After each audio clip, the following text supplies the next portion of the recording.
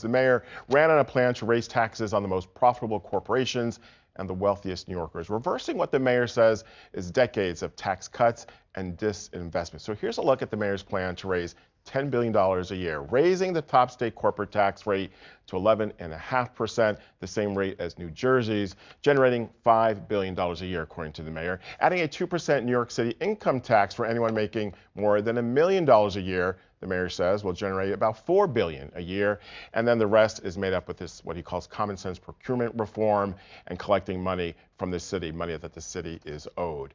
Critics of raising taxes say this will drive businesses out of the city and the state. Higher taxes will trigger a mass exodus of millionaires from New York. Members of a group of millionaires who call themselves Patriotic millionaires say no, that is not the case at all. The whole point of being a millionaire is so you can live wherever you want to live. I choose to live in New York City because we have big libraries like this, and we have universities and hospitals and Central Park where I am right now. But those things are not free. I want to live in a city that has enough tax revenue to pay for those things.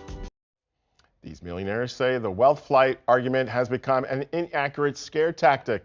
They say Mayor Mamdani's tax proposal makes economic and also moral sense. One of those patriotic millionaires, Mark Baum, joins us in studio this morning. Great to have you with us this morning, Mark. Good to see you. Appreciate it. So tell us more about this sentiment that wealthy New Yorkers who want to live here in New York choose to, and they're willing to pay the price, willing to pay taxes to support a city like New York. Well, you just heard Morris Pearl, who's the chair of the organization, make the best case for this.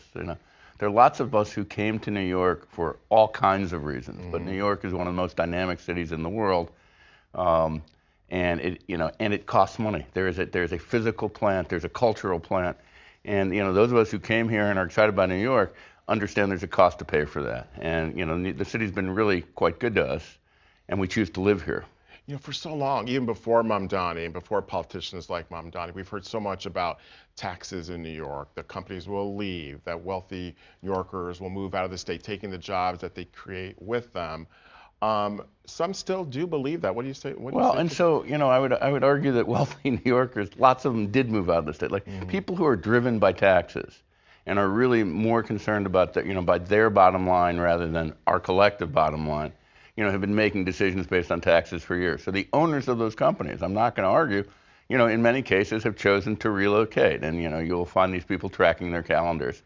That said, that happened. It was accelerated by COVID. It's always been a high tax place, and so the people who are here, by and large, aren't making decisions based on those taxes. And the jobs, remember, this is a dynamic economic place. The jobs can't follow. So, maybe owners have left from time to time, but the jobs aren't following. So tell me more about Mayor Mamdani's plan. Obviously, most of it will need approval by state lawmakers, right? The city can raise some taxes, but obviously not all taxes. But so raising the corporate tax and also that income tax for wealthy New Yorkers who make at least $1 million a year.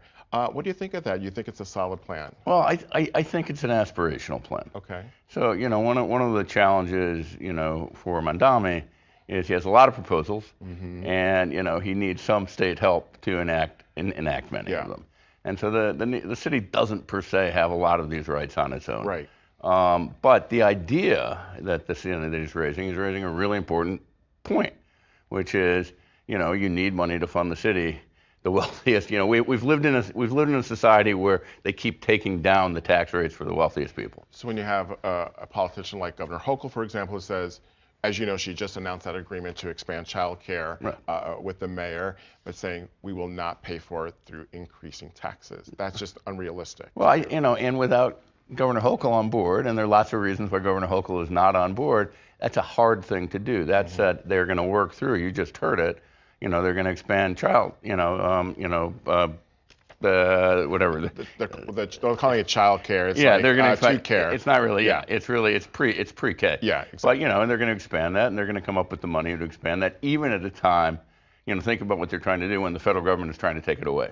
I thought you really phrased this as you're urging lawmakers to right this wrong, to restore fairness in the tax system. And we hear about inequality a lot, but never like this. Inequality is bad. This is from your website, the group's website. Inequality is bad for everyone. It's certainly bad for the millions of workers at the bottom struggling day in and day out to make ends meet. But contrary to what you might think, it's also bad for millionaires like us because history has not been kind to society. So that's an interesting way of phrasing it. Well, which is completely true. Think about it. We're living through a time with the greatest income inequality in history, probably in human history. And so it's not like this society hasn't had to confront this before, but when you actually, you get to a breaking point when the haves and the have-nots and there's way too much disparity, we don't have to have a have and have-not society. Got me thinking of the French Revolution here or something. Well, I mean, Mark, it is good to talk to you. Really do appreciate your perspective. And more on your group, our viewers can go to patrioticmillionaires.org. That is the website there. It has a list of the millionaires involved and basically your mission statement there and all other issues there. Mark, thank you. Thank you so much.